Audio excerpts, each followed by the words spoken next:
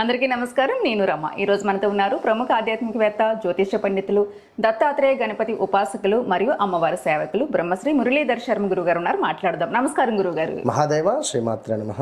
గురుగారు, ఇంట్లో ధనం ఎప్పుడు అభివృద్ధి చెందాలి, లేదు అసలు ఇంట్లో ధనాభివృద్ధి లేదు, నెగిటివ్ ఎనర్జీ ఉంది, బిజినెస్లో సరిగ్గా లాస్ వస్తుంది, సరిగ్గా నడవట్లేదు, ఉద్యోగంలో అభివృద్ధి లేదు, ఎప్పుడు చూసినా నెగిటివ్ ఎనర్జీ, డబ్బులకి లోటు, ఇలా ఇబ్బంది పడుతున్న వాళ్ళకి ధనం ప్రవాహంలో ఇంటికి రావాలి అంటే, లక్ష్మీదేవి అనుగ్రహం సాక్షాత్తు ఇంటికి కలగాలంటే ఎలాంటి పరిహారాలు చేసుకోవాలి? తప్పకుండా మీరు అడిగిన దానిలోనే మంచి ఆన్సర్ ఉంది ఇక్కడ. ఏమిటి అంటే,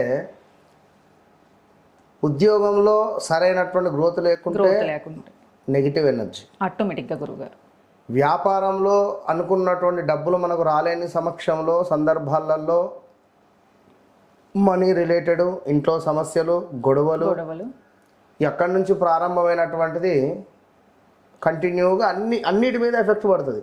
ఇదే సమయంలో ఏమైనా ఫంక్షన్స్ ఉండడము, అధికంగా డబ్బు ఖర్చు అవ్వడము, హాస్పిటలైజ్ అయినా డబ్బు ఖర్చు అవ్వడం కానివ్వండి, లైక్ అది 1, 2 అని కాదు, చాలా సమస్యలు ఎదుర్కోవాల్సి వస్తుంది. అవును గురుగారు. జాతకము అనేటువంటిది అల్టిమేట్. జాతకములో ఏదైతే రాసిందో అది 100కు 200% జరుగుతుంది, ఎవరు నమ్మినా నమ్మకున్నా. అయితే దానిని విశ్లేషించేటువంటి జ్ఞానము పర్ఫెక్ట్గా మనకు ఉండాలి. మనము ఇప్పుడు మనల్ని నమ్మి ఒకరు మాట్లాడుతున్నారు అంటే మనం వారికి న్యాయం చేసేటువంటి విధంగా ఉండాలి. ఖచ్చితంగా గురుగారు. సో ఇప్పటికీ నెంబర్ ఆఫ్ కాల్స్ కానివ్వండి, అంటే ఆల్మోస్ట్ చాలామందితో నేను మాట్లాడుతున్నాను. ఒక్కొక్కరికి ఒక్కొక్క సమస్య, విపరీతమైన సమస్యలు, మామూలు సమస్యలు కాదవి. అందులో డబ్బు 40 లక్షలు, 50 లక్షలు, 5 కోట్లు, 17 కోట్లు. అవును, ఇది ఫైనాన్స్ రిలేటెడ్ అని ఎక్కడ అబ్బా అబ్బా అబ్బా అబ్బా అంటే ఇంట్లో భర్తకు తెలియకుండా భార్య మెయింటెనెన్స్ చేయడాలు, ఇట్లా డబ్బులు స్ట్రక్ అయిపోవడాలు, ఎన్నెన్నో కూడా ఇబ్బందులు ఎదుర్కొన్నటువంటి సందర్భాలు చాలా ఉన్నాయి. మీ దగ్గరికి చాలా జాతక పరిశోధనలు వస్తుంటాయి కాబట్టి. సో ఖచ్చితంగా నేను ఒకటే చెప్తాను, వన్స్ నన్ను కలవక ముందు, కలిసిన తర్వాత ఖచ్చితంగా ఇది మాత్రం నేను ఒకటే చెప్తాను, ఇది గన్ షాట్. వారి కూడా ఒప్పుకుంటాను. ఖచ్చితంగా వారి జీవితంలో ఒక మాక్సిమం 100లో 65% అన్నా నేను ఖచ్చితంగా చూపిస్తాను మార్పు, 100%. అసలు జాతకానికి వచ్చినప్పుడే 99% మీరు ఉన్నట్టుగా చెప్తారు. అంతే. నాకు అసలు జాతకం చెప్పకుండా పేరు అవును, మనిషిని చూసి కూడా చెప్తారు మీరు. సో ఖచ్చితంగా జాతకం అనేటువంటిది అల్టిమేట్. కనుక ధనరేఖ మనకు ఎప్పుడు మొదలవుతుంది, అదేవిధంగా బాధకుని రేఖ ఉంటుంది. బాధకునికి సంబంధించినటువంటి దశ మనకు మొదలైనా కూడా బాధపడాల్సి వస్తుంది. ఇప్పుడు చూడండి, కొన్ని రోజులు అంత హ్యాపీగా ఉంది అనుకున్న సందర్భంలో కొందరికి హెల్త్ రిలేటెడ్ ఇష్యూస్ వస్తాయి సడన్గా. కొందరు వెయిట్ లాస్ కావాలి అని చెప్పి ఆ వెయిట్ లాస్ రిలేటెడ్ జిమ్కి వెళ్ళడాలో, లేదా వాకింగ్కి వెళ్ళడమో, లేదా ఇంకేమైనా దాన్ని ఏమంటారు, వెయిట్ లాస్ తీసుకుంటారు కదా మన, అదే ప్రోటీన్ షేక్ తీసుకోవడాలో, ఇవన్నీ ఫుడ్. అంటే ఇన్ని రోజుల నుంచి రాంది వీళ్ళకి ఇప్పుడు ఎందుకు ఆలోచన వచ్చింది? ఇది ఒక 1 ఇయర్ చేస్తారు, మళ్ళీ బ్రేక్ ఇస్తారు. అంటే ఏదో గ్రహము మీపై ఇంపాక్ట్ చూపిస్తుంది, అంటే మన థాట్ ప్రాసెస్ కూడా మారుతుంది. సో ఇలాంటివి అనేటువంటివి ఖచ్చితంగా ఉంటవి, ఎవరు నమ్మినా నమ్మకున్నా. ఒకనొక వయసు వచ్చినా, ఒక సందర్భం వచ్చినా అర్థమవుతుంది. ఇప్పుడు మొన్న ఒక క్లయింట్, భార్య భర్త, 2 కొడుకులు. వారు ఏమిటి అంటే, వారు త్రూ థర్డ్ పర్సన్ మన దగ్గరికి రావడం. అంటే వారి పెద్ద నాన్న కొడుకు నా దగ్గరికి వచ్చాడు ఫస్ట్. వాళ్ళ మదరును కొడుకు రాగానే ఒక 5 minutes వాళ్ళని చూసిన తర్వాత ఒక 10 డౌట్స్ నేను టకటక అడిగేసిన. మీ నాన్నగారు ఉన్నారా? లేరు అన్నాడు. క్యాన్సర్ రిలేటెడ్ ఎవరైనా ఉన్నారా? మా ఫాదర్ క్యాన్సర్తోనే చనిపోయాడు.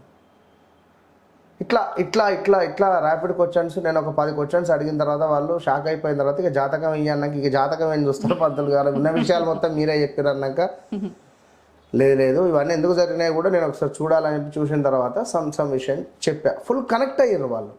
నేను ఏదో వెళ్ళాలి, నేను తెలుసుకోవాలి, నాకు ఈ సమస్య ఏంది అని వాళ్ళకు ఉంది. నా దగ్గరికి వచ్చారు, నాకు అమ్మవారు ఇచ్చినటువంటి సమాధానాలు ఏం చెప్పినా కరెక్ట్గా మ్యాచ్ అయింది, సెట్ అయింది. దీని తర్వాత వీరు మంచిగా అనిపించి వాళ్ళ వేరే రిలేటివ్స్కి చెప్తే వాళ్ళు 4 వచ్చారు.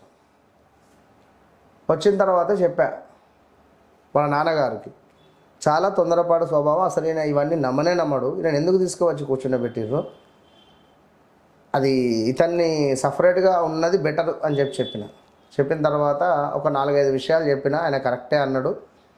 మీరు వెళ్ళి దూరం కూర్చొని ఫోన్లో మాట్లాడుకోండి అని చెప్పిన. లేదండి అని చెప్పి ఫోన్ సైలెంట్గా పెట్టి ఇంట్రెస్ట్గా కూర్చున్నాడు. ఇక నేను ఎప్పుడైతే 4 పాయింట్స్ చెప్పిన తర్వాత తను షాక్ అయిపోయాడు. ఈ ఇయర్ లోపు మీకు ఇది జరిగింది, ప్రజెంట్గా ఇది జరుగుతున్నది, కోర్టు రిలేటెడ్ ఇష్యూస్లో ఉన్నారు, అవునా కాదా అంటే షాక్ అయిపోయాడు ఆయన.